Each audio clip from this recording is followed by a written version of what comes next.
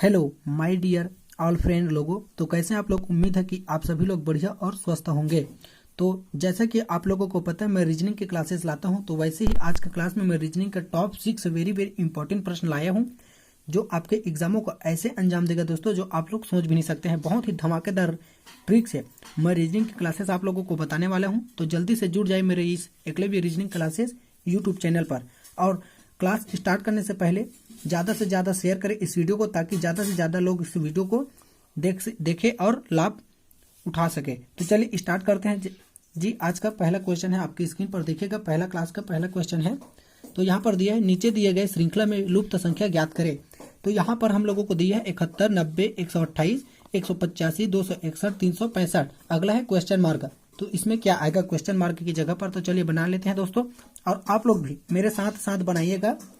अगर जिसका right answer पहले आता है तो उसको मिलेगा एक गिफ्ट। तो चलिए देखते हैं कौन पहले बनाएगा। तो यहाँ पर मेरे साथ में एक रीजनिंग की क्लास कैसा चल रहा है, यहाँ पर देखिएगा कौन सा लॉजिक फॉलो कर रहा है। तो यहाँ पर देखिएगा 71 से जब 90 की तरफ गया तो यहाँ पर +19 हुआ है। फिर 90 से 128 की ओर गए तो यहाँ पर 38 हुआ है दोस्तों। फिर 128 से 85 की ओर, मतलब 185 की ओर गए तो यहाँ पर हुआ है 57 फिर अगला में क्या हुआ, यहाँ पर 76 किया है। सॉरी दोस्तों, ये 57 है। उसके बाद में क्या किया, यहाँ पर देखिएगा 76 किया है। तो अगला में वैसे ही चल रहा है। देखिएगा आप लोगों को पता है कि 19 का पहाड़ा चलते जा रहा है। 19 का 1, फिर 19 को 2 से मल्टीप्लाई किया 38, 19 दिया होता है यहाँ पर दोस्तों 57। फिर अगले में क्या है, ये 5 का होगा, और अगला में हम लोगों को 6 का लाना है। तो 19 छक्के कितना होता है, हम लोग यहाँ पर गुणा करेंगे तो इसका बिल्कुल राइट आंसर आ जाएगा। या 19 का पहाड़ा चल रहा है। तो चलिए बना लेते हैं। 19 को मल्टीप्लाई करते हैं 6 से। 6 नियम यहाँ पर आएगा दोस्तों। 6 नियम में यहाँ पर 54 तो आएगा 4। फिर ये 5 हासिल के लागे हो गए दोस्तों। फिर अगला में क्या है, 6 × 6 और 5 11, 114। 114 में 365 को ऐड करना है। तो चलिए यहाँ पर ऐड कर लेते हैं 365 114 को। तो यहाँ पर आएगा 9, फिर ये 7 और उसके बाद ये 4, 479। यहाँ पर इस जगह पे 479 आएगा दोस्तों, जो कि ऑप्शन नंबर किस में देखिएगा, ऑप्शन नंबर सी पे 479 इसका बिल्कुल राइट आंसर होने वाला है। तो चलिए बढ़ते हैं नेक्स्ट क्वेश्चन की ओर। इसी के साथ दूसरा प्रश्न जी, देखिएगा क्या कहता है। यदि गूगल को F और सर्च को E लिखा जाए तब न्यू दिल्ली को क्या लिखेंगे। तो यहाँ पर देखिएगा बहुत ही आसान ट्रिक चल रहा है दोस्तों। प्रश्न नंबर दूसरे में जैसे कि आप लोगों को पता है, यहाँ पर देखिएगा गूगल को क्या लिखा है, इन्होंने गूगल को लिख रखा है, यहाँ पर लिखा है F। अब देखिएगा इसका F का प्लेस वैल्यू कितना होता है, आप लोगों को पता ही होगा 6 होता है F का प्लेस वैल्यू। तो ये 6 कैसे लाए हैं, यहाँ पर 1 2 3 4 5 6 जितना ये वर्ड में संख्या है उसी को काउंट करके यहाँ पर उसका प्लेस वैल्यू लिखा है 6 है, लेकिन 6 का उसका अपोजिट मतलब कि इसका प्लेस वैल्यू लिखा है तो F होता है।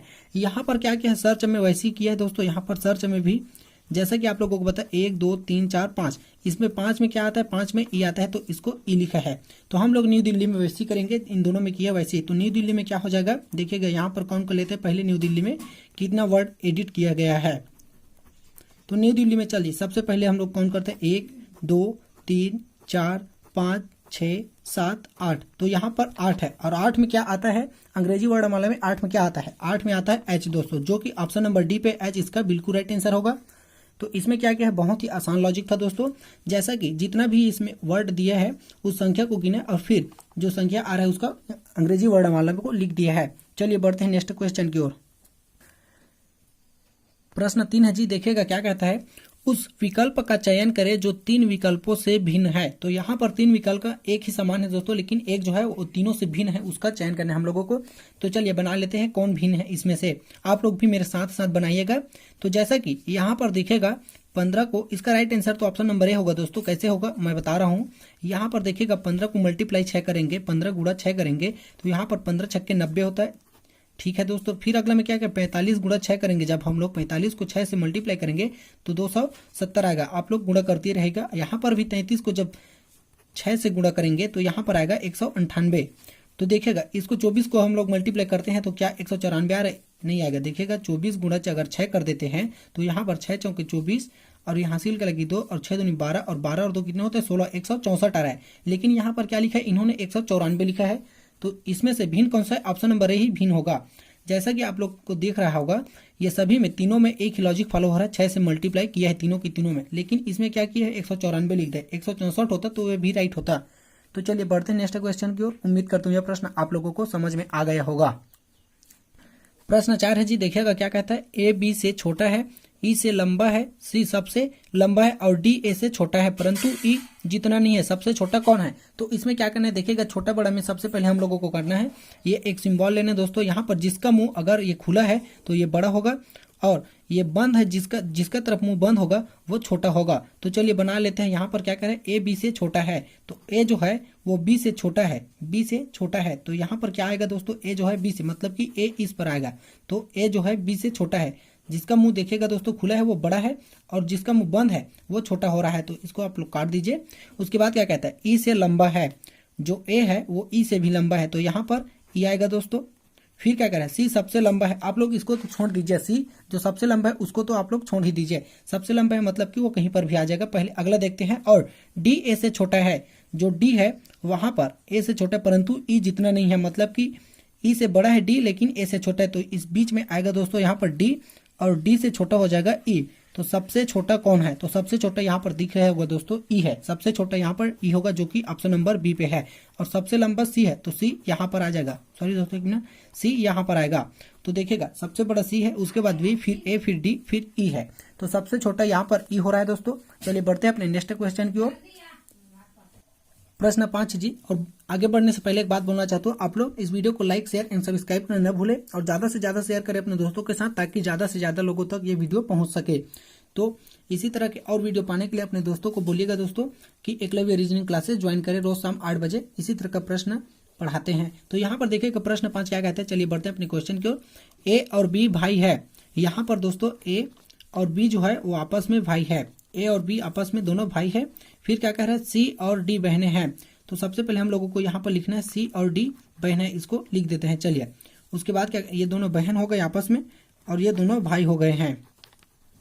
तो यहाँ पर क्या करें, अगला में ए का पुत्र डी का भाई है। ए का जो पुत्र है वो डी का भाई होगा, मतलब कि ए का यहाँ पर कोई ना कोई पुत्र ही होगा। यहाँ पर जो पुत्र है वो डी का भाई है, मतलब ये सी और डी का भाई होगा, ये ए का पुत्र। तो यहाँ पर पुत्र है, उसका तो कोई सिंबल नहीं दिया। फिर क्या कर रहा है, बी सी से किस प्रकार संबंधित है। यहाँ पर देखिएगा सी जो है वो बी, तो बी सी से किस प्रकार संबंधित है, बी सी का क्या लगेगा इसको पूछ रहा है। बी सी का क्या लगेगा इसको पूछ रहा है दोस्तों। तो बी सी का क्या लगेगा, यहाँ पर ए और बी भाई है आपस में और ए का पुत्र यहाँ पर है और सी और डी और ए का पुत्र जो है आपस में तीनों भाई बहन हैं। तो सी और बी आपस में कौन से रिश्ते में, रिलेशनशिप में जुड़े हुए हैं। तो यहाँ पर बी का सी का क्या लगेगा, भतीजी लगेगा और सी बी से क्या किस प्रकार संबंधित है, मतलब कि अंकल होगा। सी उसको अंकल बोलेगा। यहाँ पर इसका बिल्कुल राइट आंसर होगा option number A uncle. A B भाई है दोस्तों, देखिएगा यहाँ पर है ए और बी भाई है। ए का पुत्र डी का भाई है, तो ए का पुत्र डी का भाई है, मतलब कि सी डी और ये जो भी है मान के चलिए इसको जेड। तो ये आपस में तीनों भाई बहन हो गए। फिर बी इसी को क्या कहेगा, भतीजी कहेगा और सी बी को अंकल कहेगा, मतलब कि चाचा कहेगा। तो चलिए बढ़ते नेक्स्ट क्वेश्चन की ओर। उम्मीद करते हैं यह प्रश्न आप लोगों को समझ में आ गया होगा। प्रश्न 6 जी, देखिएगा यहाँ पर कह रहा है आज का अंतिम प्रश्न कहता है, आज का अंतिम प्रश्न देखिएगा दोस्तों क्या कहता है, नीचे दिए गए विकल्पों में प्रश्नवाचक के स्थान पर कौन सा अंक आएगा। तो देखिएगा यहाँ पर 4 विकल्प दिए है और यहाँ पर क्वेश्चन मार्क है चौथा में। तो सबसे पहले हम लोगों को देखना है कि ये 11 + 11 = 8 है, तो इसका रिलेशनशिप कैसा है आपस में। तो यहाँ पर देखिएगा दोस्तों 11 + 11 को क्या किया है इन्होंने, 1 + 1 + 1 और फिर +1 किया है। तो ये क्या आता है 4 और 4 से क्या किया है 4 × 2 की है, तो यहाँ पर आया है 8। फिर दूसरा में क्या कर रहा है, देखिएगा दोस्तों ऑप्शन नंबर बी पे है 1 + 3 + 1 + 3 किया है। तो आपस में जब जोड़ेंगे तो 3 3 6 6 2 8 हुआ है और 6 और 2 8 करेंगे और फिर मल्टीप्लाई 2 करेंगे तो यहाँ पर आया है 16।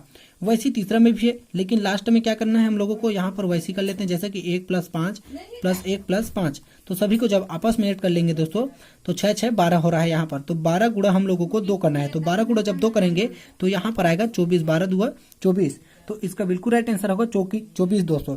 तो मैं यहाँ पर ऑप्शन तो नहीं दिया हूँ, लेकिन यहाँ पर आएगा, इसी को ऑप्शन में दे दिया हूँ, तो यहाँ पर आएगा 24, क्वेश्चन मार्क की जगह पर 24 आएगा, जो ऑप्शन नंबर डी का इसका बिल्कुल राइट आंसर होगा। तो आज के लिए बस इतना ही लाया था। कमेंट में जरूर बताइएगा कि मेरा पढ़ाया हुआ आप लोगों को कैसा लगता है। और आप लोग अगर नया आए हैं इस क्लासेस में तो आप लोग लाइक शेयर एंड सब्सक्राइब करना न भूलें और बेल आइकन के बटन को ऑल पे जरूर रखें दोस्तों। और आप लोग जो पुराना है, जो पढ़ाई करते हैं, पुराना जुड़े हुए हैं पहले से ही, वो ज़्यादा से ज़्यादा शेयर करें अपने दोस्तों के साथ ताकि इस वीडियो को और अच्छे से कंटेंट मिल सके और आपके लिए मैं अच्छे से अच्छे प्रश्न बनाकर ले आ सकूं। रोज शाम 8 बजे चलता है दोस्तों रीजनिंग के क्लासेस, तो जुड़िए और हमारे साथ में पढ़ाई कीजिए अपने रीजनिंग के क्लासेस को। जैसे कि आप लोगों को पता है कि ग्रुप डी का एग्जाम हो रहा है यहाँ पर, कल परसों हुआ था दोस्तों 18 का, फिर अभी अगला 3-4 शिफ्ट में होने वाला है। तो ग्रुप डी के लिए भी बहुत ही शानदार तरीके से ये रीजनिंग काम करेगी आपके एग्जामों को। तो चलिए आइए हमारे साथ जुड़िए और रीजनिंग के क्लासेस को अपने अंजाम दीजिएगा। तो आज के लिए बस इतने ही, कल के क्लास में फिर मिलेंगे, तब तक के लिए जय हिंद जय भारत।